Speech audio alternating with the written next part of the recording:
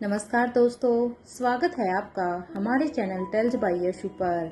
यहाँ पर आपको मिलेंगी अनोखी और रोचक कहानियाँ। अगर आपको हमारी कहानियाँ पसंद आती हैं तो कृपया करके हमारी वीडियो को लाइक करें, इसको अपने दोस्तों के साथ शेयर करें और अगर आप इस चैनल पर नए हैं तो कृपया करके सब्सक्राइब करें। आपका हमारे चैनल पर विजिट करने के लिए बहुत बहुत धन्यवाद। चलिए आज की कहानी का सफर शुरू करते हैं। पिछले एपिसोड में हम सब ने सुना था कि यहाँ पर अब तक महेंद्र और धनंजय दोनों ही रेवती से मिलने के लिए गए थे, लेकिन जैसे ही वो रेवती से मिलने के लिए वहाँ पर जाते हैं तो वहाँ पर रेवती सबसे पहले अब यहाँ पर अपनी माँ के बारे में ही पूछती है कि क्या उसकी माँ ने भी क्या उसकी माँ कौन है और क्या उसकी माँ ने उसे गोद लिया था। अब वो यहाँ पर यही सब पूछती है तो धनंजय अब रेवती की आंखों में आंसू देखकर वो उस कमरे से बाहर निकल जाते हैं और साथ के साथ महेंद्र भी। जैसे ही वो दोनों बाहर आते हैं तो आलिशा वो अंदर कमरे में चली जाती है, जिसे महेंद्र रोकना तो चाहते थे लेकिन धनंजय ने महेंद्र को ही रोक लिया। इधर जैसे ही आलिशा अंदर अपनी रानी माँ से मिलने के लिए गई तो यहाँ पर बड़ी रानी उन्हें देखते ही अपनी आंखें बंद कर लेती है। हालांकि आलिशा अपनी माँ को देखकर खुश थी कि वो कम से कम ठीक है, लेकिन साथ ही साथ आलिशा को बुरा भी लग रहा था कि उसकी रानी माँ उसकी तरफ देख भी नहीं रही है। इधर आलिशा का मन यहाँ पर काफी भारी हो रहा था। कुछ था जो उसे यहाँ पर अंदर ही अंदर उसके दिल में चुभ रहा था, लेकिन वो चुपचाप अब वहाँ से उठकर फिर से बाहर चली जाती है। इधर आलिशा को ऐसे देखकर अब अंजलि मामी को भी बहुत ही बुरा लगता है, लेकिन अब अंजलि मामी कहती है, आलिशा बेटा तुम ठीक हो ना। इधर इस बात पर अब आलिशा कहती है, हाँ मैं ठीक हूँ, मुझे बस कुछ देर के लिए अकेला रहना है। आलिशा की ये बात सुनते ही अब अंजलि कहती है, वो लतिका तुम्हें ढूंढ रही है, वो हमने उसे किसी से भी उन्हें कुछ हम में से किसी ने भी उन्हें कुछ भी नहीं बताया है। ये सुनते ही अब आलिशा अब हाँ में अपने सिर को हिलाती और वो अपनी जगह से उठकर वहां से जाने लगती है। एक एक करके अब सभी यहाँ पर अपने अपने रूम में जाने लगते ही इधर अपने रूम में जाने के बाद धनंजय अब अपनी ही सोच में थे कि तभी अब धनंजय का फोन बजने लगता है। जब वो अब अपने फोन की तरफ देखते हैं तो यहाँ पर उसके फोन पर करण गुलेरिया का नंबर शो हो रहा था। करण उन्हें कॉल कर रहे थे, इसलिए करण का नंबर देखकर धनंजय अब अपने फोन को जल्दी से उठाते हैं और कहते हैं, हाँ करण बोलो क्या बात है। धनंजय की इस बात पर अब उन्हें सामने से आवाज आती है, देखो धनंजय मैं पेरिस आ गया हूँ और मैं तुमसे मिलना चाहता हूँ। करण की ये बात सुनते ही धनंजय कहते हैं, हाँ तो आ जाओ राजमहल में, हम मिलकर बात करते हैं। धनंजय की इस बात पर अब उन्हें सामने से आवाज आती है, अरे नहीं, राजमहल में नहीं, तो मैं तुम्हें एक लोकेशन सेंड कर रहा हूँ, तू बस वहीं पर आ जा। करण की इस बात पर धनंजय कहते हैं, ठीक है फिर, लेकिन मुझे थोड़ा सा टाइम तो दो। वो क्या है ना कि भूमिका और निखिल भी अभी यहाँ पर आए हुए हैं, शायद भूमिका को मुझसे कुछ बात करनी है। मैं एक बार बस उनसे मिलकर तुमसे मिलने के लिए आता हूँ, क्योंकि वो दोनों ही मेरा इंतजार कर रहे हैं। इस बात पर अब करण को इस बात पर अब उन्हें सामने से आवाज आती है, ठीक है तू एक बार उनसे मिलकर मुझे फ़ोन करना, उसके बाद ही हम तय करते हैं कि हमें कहाँ पर मिलना है।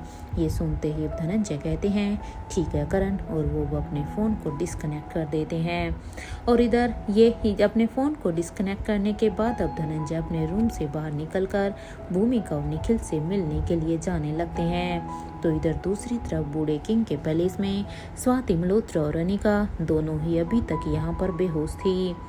अभी तक उनके ऊपर उस चॉकलेट का असर था। इधर स्वाति के एक तरफ यहाँ पर अवंतिका बैठी हुई थी, जो कि यहाँ पर स्वाति के हाथ को पकड़े हुए थी, तो वहीं आयशा ने भी यहाँ पर अनिका के हाथ को पकड़ा हुआ था। और अब वो यहाँ पर अनंता से कहती है, माँ देखिए ना इन दोनों को क्या हुआ है। आयशा की इस बात पर अब अनंता कहती है, इन दोनों को वही हुआ है आयशा, जो कि यहाँ पर आए हुए हर एक लोगों को होता है, इसलिए तुम चिंता मत करो, ये नॉर्मल हैं, ये दोनों बिल्कुल ठीक हैं। ये सुनते ही आयशा अब अवंतिका को देखकर कहती है, तो आप स्वाति की माँ हैं? हाँ, वो जब आप यहाँ पर आई थी तो माँ ने मुझे आपके बारे में बताया था। ये सुनते ही अवंतिका कहती है, तुम बिल्कुल अपने पापा के ऊपर गई हो आयशा। अवंतिका की ये बात सुनते ही आयशा कहती है थैंक यू। यहाँ पर वो सभी अभी एक दूसरे से बातें कर रहे थे कि तभी अभी यहाँ पर स्वाति मल्होत्रा की आंखें खुलने लगती है। इधर जैसे ही स्वाति की आंखों में हल्का हल्का सा मूवमेंट होता है तो ये देखकर अवंतिका कहती है अनंता आप इन दोनों को संभालिए, हम किंग के रूम में जाते हैं, क्योंकि अगर हम यहाँ पर रहे तो वो हमें देख लेंगी। इस बात पर अब अनंता कहती है क्या अभी भी तुम अपनी बेटी के सामने नहीं आना चाहती हो? हाँ, इस बात पर अब अवंतिका कहती है अभी इसमें थोड़ा सा वक्त है। और ये कहते हुए ही अवंतिका अब अपनी जगह से उठकर जाने ही वाली थी कि तभी उन्हें एहसास होता है कि उनकी साड़ी का पल्लू कहीं पर फंस गया है। इधर जैसे ही उन्हें यह आभास हुआ तो वो जैसे ही पीछे मुड़कर देखती है तो उनका पल्लू तो यहाँ पर स्वाति के हाथ में ही था। ये देखकर अब अनंता कहती है बच्चे कितने भी बड़े हो जाएं उन्हें माँ की जरूरत हमेशा ही होती है। अनंता की इस बात को सुनकर अब अवंतिका कहती है माँ को हमेशा से ही अपने बच्चों के साथ तो हमेशा ही रहती है। और ये कहते हुए वो अब स्वाति के माथे पर एक किस करती है और अब अपनी साड़ी के पल्लू को स्वाति के हाथ से छुड़वाते हुए ही अब वो वहाँ से जाने लगती है। कि तभी वो यहाँ पर कुछ कदम ही चली थी कि तभी स्वाति मल्होत्रा के मुंह से अचानक से निकल जाता है माँ। और जैसे ही स्वाति के मुंह से माँ शब्द सुना ये सुनकर तो एक पल के लिए अवंतिका के पाँव मानो वहीं पर जैसे जम से गए थे, लेकिन फिर भी वो भी यहाँ पर अपने इमोशंस को कंट्रोल करते हुए ही वहाँ से जाने लगती है। वो जैसे अब उस रूम से बाहर आती है तो उसके सामने यहाँ पर रिया खड़ी थी, क्योंकि रिया भी इसी रूम की ही तरफ आ रही थी। इधर रिया को देखकर अब अवंतिका कहती है क्या बात है रिया, आप यहाँ पर? अब अपनी ब्यूटीफुल लेडी की इस बात पर रिया कहती है मॉम और नानी माँ की नींद पूरी हो गई है। ओफो, ये दोनों सच में कितना सोती है। अरे कितना वक्त हो गया है मुझे इंतजार करते हुए कि ये दोनों कब जगेंगी। पता है जब मैं छोटी थी ना ब्यूटीफुल लेडी, तब तो मम्मा को 12-12 घंटे की नींद चाहिए होती थी। तब तो मम्मा इससे भी ज्यादा सोती थी। रिया की ये बात सुनते ही अवंतिका कहती है क्या बात है, वैसे आप सच कह रही हैं। इस बात पर अब रिया हाँ में अपना सिर हिला देती है और उस रिएक्शन को देखकर अवंतिका कहती है अगर अपनी मम्मा को अगर आपकी मम्मा सो जाती थी तो फिर आप क्या करती थी उस समय? आप तो बोर हो जाती होंगी ना। इस बात पर अब रिया कहती है अरे नहीं ब्यूटीफुल लेडी, वो मेरे साथ बड़ी मौसी थी ना, वो मेरा ख्याल रखती थी। मेरी बड़ी मौसी बहुत ही अच्छी है। वो उन्हें बहुत ही मिस कर रही, मैं उन्हें बहुत ही मिस कर रही हूँ। इस बात पर अब अवंतिका कहती है अपने डैड से कह देना, वो आपको उनसे जरूर मिलवाएंगे। अभी के लिए तो आप मुझे जाने दीजिए क्योंकि मुझे कुछ काम है। ये सुनते ही रिया अवंतिका के हाथ को पकड़कर कहती है ओफो ब्यूटीफुल लेडी, आप मम्मा से तो मिल ही चुकी हैं। मैं अब आपको अपनी नानी माँ से भी तो मिलवाना चाहती हूँ ना। आपको मैं बता दूँ कि मेरी नानी माँ बब्बर शेरनी है। वो कुछ भी कर सकती है, बिल्कुल मम्मा की तरह है। जैसे मेरी मम्मा किसी से भी नहीं डरती, मेरी नानी माँ भी किसी से नहीं डरती हैं। ये सुनते भी यहाँ पर अवंतिका कहती है ये तो बहुत ही अच्छी बात है रिया, लेकिन बेटा मुझे आपके बड़ी ने बुलाया है, अगर उन्हें पता चला कि आप मुझे। अब अवंतिका ने यहाँ पर इतना ही कहा था कि तभी रिया अब उनके हाथ को छोड़ते हुए ही कहती है सॉरी ब्यूटीफुल लेडी, मुझे बड़ी से अभी कोई भी पनिशमेंट नहीं चाहिए, क्योंकि अगर सच में बड़ी को ये पता चला तो वो मुझे पनिशमेंट के रूप में फिर से कोई ना कोई काम दे देंगे। वैसे भी पता है आपको, उन्होंने मुझे पहले ही पनिशमेंट दे दी है, क्योंकि जब मैंने अपना शेड्यूल जो पूरा नहीं किया था, जब उन्हें इसके बारे में पता चला तो उन्होंने आते ही मेरी पनिशमेंट बढ़ा दी थी। इस बात पर अब अवंतिका के चेहरे पर एक स्माइल आ जाती है और अब वो वहाँ से किंग के रूम की तरफ जाने लगती है। तो वहीं अवंतिका के जाने के बाद रिया भी अब उस रूम के अंदर आ जाती है और जब वो यहाँ पर अंदर आती है तो देखती है कि उसकी नानी माँ को अब होश आ चुका था और वो दौड़कर सबसे पहले स्वाति के पास जाकर अब उन्हें हक करती है और कहती है नानी माँ। तो वहीं अब स्वाति मल्होत्रा भी रिया को हक करते हुए ही कहती है कैसा है मेरा बच्चा। ये कहते हुए स्वाति अब रिया को ढेर सारी किसेस देती है। ये देखकर तो प्रिया कहती है, इतना सारा प्यार नानी माँ। इस बात पर अब स्वाति मल्होत्रा कहती है, हाँ वो थोड़ा सा आपके नानू की तरफ से भी। वो क्या है ना कि आपके नानू भी आपको बहुत ही मिस करते हैं, तो मैंने सोचा कि आपके नानू का प्यार मैं ही आपको कर देती हूँ। ये सुनते ही अब रिया कहती है, सिर्फ नानू ही मुझे मिस करते हैं क्या नानी माँ। दादू मुझे बिल्कुल भी मिस नहीं करते। और ये कहते हुए ही रिया भी यहाँ पर एक पप्पी जैसा फेस बना लेती हैं। इस बात पर अब स्वाति मल्होत्रा कहती है, नहीं रिया ऐसी बात नहीं है, आपके दादू भी आपको बहुत ही मिस करते हैं। और ये कहते हुए ही स्वाति अब रिया की नाक को खींचती है और इसके बाद अब वो रिया के गालों पर किस करती है कि तभी रिया की नज़र अब यहाँ पर अनिका पर जाती है, जिसकी आंखें अभी धीरे धीरे खुल रही थी, क्योंकि अनिका को भी अब धीरे धीरे होश आ रहा था। ये देखकर तो अब सभी अनिका को ही देख रहे थे। इधर अनिका ने जैसे ही धीरे धीरे अब अपनी आंखें खोली तो सामने उसके चार सिर दिखाई दे रहे थे। जैसे ही अनिका की आंखें खुलते ही उसे अपनी आंखों के सामने 4 सिर दिखाई देते हैं, तो अब अनिका एकदम से ही चौंक जाती है। और वो जब यहाँ पर अपनी आंखों को पूरा खोल कर देखती है तो उसकी दोनों माँ रिया और अनंता ये चारों थी। उन चारों को इस तरह से देखकर अब यहाँ पर अनिका कहती है, आप सभी मुझे ऐसे क्यों देख रहे हैं। अनिका की इस बात को सुनकर रिया कहती है, ओफो मम्मा अब आप कितना सोएंगी, अब तो उठ जाइए, मुझे आपके साथ ढेर सारी बातें करनी है। पता है मैं कब से आपके उठने का इंतजार कर रही हूँ, लेकिन आप हैं कि आप तो उठ ही नहीं रही। ये सुनते ही अब अनिका कहती है, हाँ वो तो ठीक है, लेकिन मुझे उठने तो दीजिए ना आप सभी। इस तरह से मुझे अगर देखेंगे तो मैं तो डर ही जाऊंगी ना।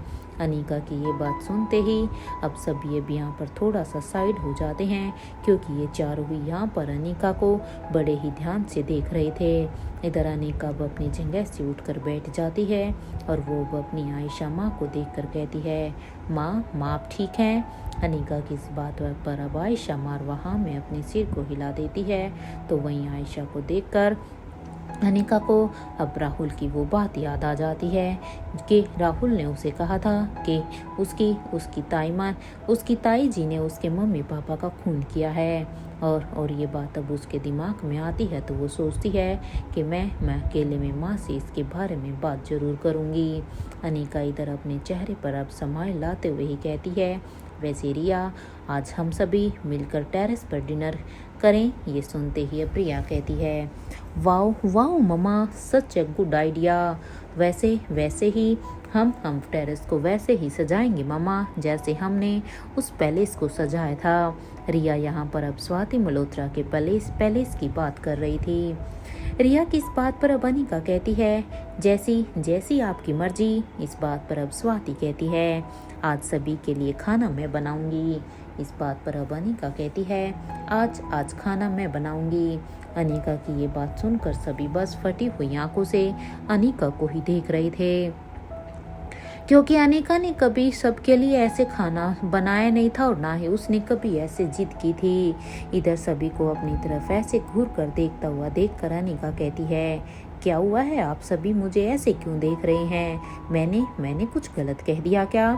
इधर रिया अब थोड़ा सा आगे बढ़कर अब वो अपने हाथ को अपनी मम्मा अब अनिका के माथे पर रख कर कहती है, मम्मा आपकी तबीयत ठीक तो है ना। अब रिया की ये हरकत देखकर और उसकी ये बात सुनकर अब रिया अनिका रिया के हाथ को पकड़कर कहती है, मेरे सामने ये नाटक करने की जरूरत नहीं है रिया, एकदम ड्रामा क्वीन बन गई हो तुम। हाँ अब हटाओ, मुझे किचन में जाना है। अनिका की इस बात पर स्वाति मल्होत्रा कहती है, सीरियसली अनिका, तुम अकेले इतने लोगों का खाना बना पाओगी।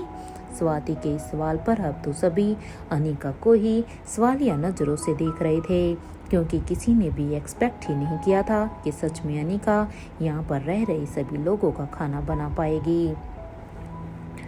इधर क्योंकि अनिका अनिका जब यहाँ पर किंग के साथ रह रही थी तब अनिका ने यहाँ पर ये काम बखूबी किया हुआ था, इसलिए अनिका अब स्वाति मल्होत्रा से कहती है माँ मैं कर लूँगी, तब तक आप बच्चों के साथ अपना टाइम स्पेंड कीजिए। अनिका की इस बात पर सभी हाँ में अपना सिर हिला देते हैं कि तभी अब अनंता कहती है ठीक है फिर मैं भी तुम्हारे साथ चलूँगी, मुझे तुमसे कुछ ज़रूरी बात भी करनी है। वो क्या है ना कि तुम्हारी काम में भी हेल्प हो जाएगी और हमारी बातें भी हो जाएंगी। अनंता की इस बात पर अनिका कहती है ठीक है चलिए। इधर अनंता अब अनिका के साथ किचन की तरफ जाने लगती है और यहाँ पर रिया भी अपनी नानी माँ और दादी माँ के साथ तरह तरह की बातें कर रही थी कि तभी उस रूम में अब किसी स्टैचू की आवाज़ आती है प्रिंसेस रिया आपने अभी तक अपना शेड्यूल पूरा नहीं किया है। ये स्टैचू अब यहाँ पर रिया को उसके शेड्यूल की याद दिला रहा था और अब वो कहता है अगर आपने अभी अपना शेड्यूल पूरा नहीं किया तो आपको पनिशमेंट मिलेगी। ये सुनते ही अब रिया एकदम से ही घबरा जाती है और वो जल्दी से ही अब अपने बेड से उठकर अब ज़्यादा कुछ ना कहते हुए वो उस रूम से भागकर जाने लगती है। इधर रिया को ऐसे भागता हुआ देखकर स्वाति मल्होत्रा और आयशा मारवा दोनों की ही हंसी निकल जाती है। इधर अब स्वाति आयशा से कहती है इस लड़की में इतनी एबिलिटी है कि ये क्या नहीं कर सकती, लेकिन मजाल है जो ये लड़की अपना कोई काम सीरियस होकर करे। वो तो किंग के अंदर इतना पेशेंस है जो कि वो रिया को हैंडल करते हैं। इस बात पर अब आयशा मारवा कहती है वो तो मुझे पता नहीं है स्वाति। यहाँ पर आयशा और स्वाति दोनों एक दूसरे के साथ बातें कर रही थी तो वहीं दूसरी तरफ किंग के रूम में खड़े रोहित, अवंतिका और किंग ये तीनों ही थे। किंग इधर अब अपने रूम में इंस्टॉल स्टैचू से कहते हैं कॉल अनिका इमीडिएटली, और ये कहते हुए ही वो रोहित को घूर घूर कर देखने लगते हैं। तो वहीं किंग को इस तरह से अपनी तरफ घूरता हुआ देखकर अब रोहित अपने आप को नहीं रोक पाता और अब रोहित कहता है आप मुझे ऐसे क्यों देख रहे हैं? आप तो मुझे ऐसे देख रहे हैं जैसे मैंने पता नहीं क्या कर दिया हो। इस बात पर अब किंग कहते हैं रोहित डायमंड रंग के बारे में तुम्हें कैसे पता चला और तुमने उसे बदला कैसे? देखो मुझे सच बताओ और सबसे बड़ी बात मेरे साथ अंदर चलो, मुझे तुम्हें चेक करना है। यहाँ पर किंग ने ये कहा ही था कि तभी वहाँ पर एक इंजेक्शन के साथ अब तक अवंतिका कहती है किंग हमें आपका ब्लड टेस्ट करना होगा, आपने डायमंड ड्रग को कैरी किया हुआ था, आप ठीक तो है ना? अब उनकी इस बात पर रोहित कहता है आप दोनों मुझे ऐसे क्यों देख रहे हैं? वहाँ स्वाति माँ भी गुस्से में मुझे कुछ ऐसे ही देख रही थी। रोहित की इस बात पर अब रानी अवंतिका कहती है किंग अपनी शर्ट की स्लीव्स को थोड़ा सा ऊपर कीजिए। अब रानी अवंतिका की ये बात सुनते ही रोहित के पास कोई ऑप्शन नहीं था, इसलिए वो अब अपनी शर्ट की स्लीव को ऊपर करता है कि तभी अब अवंतिका रोहित के ब्लड सैंपल को लेकर अब वो लैब के अंदर उस सैंपल को लेकर चली जाती है। तो वहीं किंग अब रोहित को देखकर कहते हैं अंदर चलो, सच कहूँ तो मन तो कर रहा है कि तेरी बॉडी पर ही मैं अपना पूरा का पूरा एक्सपेरिमेंट कर दूँ। यहाँ पर किंग ने अभी इतना कहा ही था कि तभी वो अपने शब्द को मुंह में ही लेते हुए ही कहते हैं राजा साहब कृपया करके अंदर चलिए, क्योंकि यहाँ पर उन्हें अचानक से फिर से रानी अवंतिका की ही बात याद आ जाती है कि वो अभी प्रेजेंट के किंग और आपको उन्हें रिस्पेक्ट से बात करनी चाहिए। इसलिए अब यहाँ पर किंग के तेवर एकदम से ही बदल जाते हैं और अब वो कहते हैं अभी डॉक्टर साहिबा आ रही हैं और तुमने लंदन में जो गुल खिलाया है ना वो अब सभी को बताना। और एक बात तुम इंसान हो या क्या हो? इंडिया से लंदन, फिर लंदन से इंडिया, उसके बाद इंडिया से पेरिस, ये सब कुछ तुमने कैसे किया? देखो मुझे अच्छी तरह से पता है कि तुम्हें मुझे बेवकूफ़ बनाने में काफ़ी मज़ा आता है और ये बात मैं अच्छी तरह से जानता हूँ, लेकिन मुझे बस यही जानना है कि तुमने ये सब कुछ कैसे किया। बूढ़े किंग की ये बात सुनते ही अब रोहित के चेहरे पर भी एक स्माइल आ जाती है। इधर उन्हें ऐसे देखकर अब किंग कहते हैं हंसो मत, सच बताओ। यहाँ पर वो सभी अब एक दूसरे से ही बातें कर रहे थे कि तभी किंग के रूम का दरवाजा नॉक होने लगता है। दरवाजे की नोक की आवाज को सुनते ही यहाँ पर किंग दरवाजे के पास जाकर उसे खोल देते हैं। तो यहाँ पर सामने अनिका खड़ी थी, क्योंकि अनिका के पास अब तक यहाँ पर किंग का मैसेज पहुंच चुका था। अनिका को सामने देखकर अब बूढ़े किंग कहते हैं, आइए, नींद पूरी हो गई आपकी। किंग की ये बात सुनते ही अनिका कहती है, इसमें मेरी तो गलती नहीं है ना, ये सब आपकी वजह से ही हुआ है, क्योंकि आपकी वजह से ही मैं सो रही थी और आप मुझसे ऐसे पूछ रहे हैं। अनिका की इस बात पर अब किंग कहते हैं, अंदर आओ। ये सुनते ही अनिका जब अंदर आती है तो किंग दरवाजे को बंद कर देते हैं कि तभी अब अनिका कहती है, आपने मुझे बुलाया। इस बात पर अब किंग कहते हैं, राहुल के माँ बाप की मौत कैसे हुई थी, ये तुम्हारा लुकआउट नहीं है। इस वक्त अपने पति को चेक करो। इस बात पर अब अनिका कहती है, जी मैं इन्हें चेक तो कर लूंगी। लेकिन अब यहाँ पर अनिका ने इतना कहा ही था कि तभी अब फिर से दरवाजा नॉक होने लगता है। दरवाजे के नॉक की आवाज़ को सुनते ही वो सभी अब एक दूसरे को देखने लगते हैं कि आखिर अब दरवाजे पर कौन हो सकता है। तभी अनिका कहती है, मैं देखती हूँ। और ये कहते हुए ही अनिका अब दरवाजे के पास जाकर जब उसे खोलती है तो सामने अपनी माँ को देखकर अब अनिका एकदम से ही शॉक हो जाती है। और वो अब कहती है, माँ आप यहाँ पर, लेकिन आप तो आयशा माँ के साथ थी ना, आप तो उनसे बातें कर रही थी। इस बात पर अब स्वाति मल्होत्रा कहती है, हाँ मैं उसके साथ बातें कर रही थी, लेकिन मुझे रोहित से कुछ जरूरी बात करनी है। स्वाति की और ये कहते हुए ही स्वाति मल्होत्रा उस रूम के अंदर आ जाती है और अब वो कहती है, रोहित अब बताओ मुझे ऐसा क्यों किया तुमने। क्योंकि जैसे ही स्वाति मल्होत्रा अब यहाँ पर अंदर आती है तो यहाँ पर सामने किंग और रोहित दोनों ही खड़े थे, क्योंकि वह रानी अवंतिका तो भी यहाँ पर उस सैंपल को लैब में लेकर चली गई थी, इसलिए रानी अवंतिका अभी भी स्वाति को यहाँ पर दिखाई नहीं दी।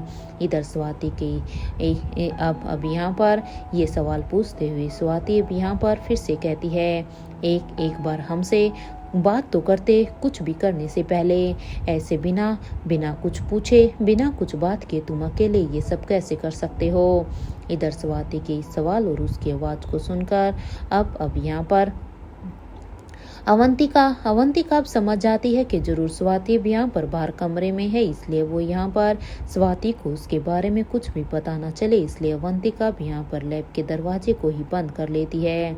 तो वहीं अनिका भी यहाँ पर किंग के रूम के दरवाजे को बंद कर देती हैं। इधर अब सभी यहाँ पर रोहित को ही घूर कर देख रहे थे। रोहित के सामने यहाँ पर अनिका, स्वाति मल्होत्रा और बूढ़े किंग ये तीनों के तीनों थे। तो वहीं अनिका अब अपने मन में कहती है, हो ना हो मिस्टर मारवा ने कुछ तो सच में बहुत ही बड़ा कांड किया है, इसलिए तो माँ और नाना जी दोनों ही गुस्से में हैं, क्योंकि अगर उन्होंने ऐसा कुछ नहीं किया होता तो वो इस तरह से आज मिस्टर मारवा के ऊपर गुस्सा नहीं कर रहे होते। लेकिन आखिर मिस्टर मारवा ने ऐसा क्या किया है, वो कुछ बता भी तो नहीं रहे।